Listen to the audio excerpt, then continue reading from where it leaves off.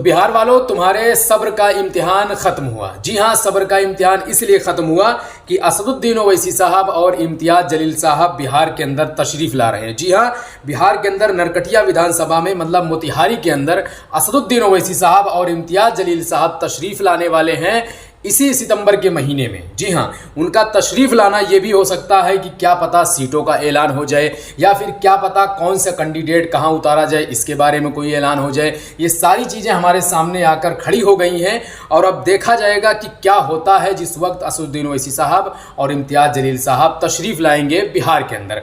जी हाँ, अभी की जो खबर आ रही है वो यही आ रही है कि हो सकता है कि सीटों का ऐलान हो सकता है, और जो 54 से 60 सीटें हमने बताई थी कि उन पर काम चल रहा है, मतलब काम तो 100 सीटों पे चल रहा है, लेकिन वहां पर जो उतारे जाएंगे 54 से 60 सीटें या 40 सीटें जो बताई जा रही हैं कि एमआईएम के कैंडिडेट वहां से उतर सकते हैं।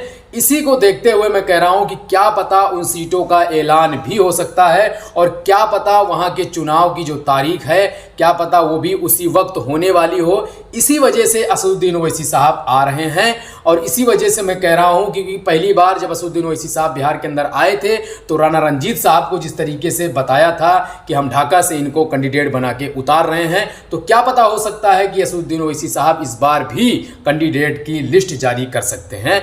जी हाँ, ये बहुत बड़ी खबर है, लोगों को खुशियां बांटें, शेयर करें। जी हाँ।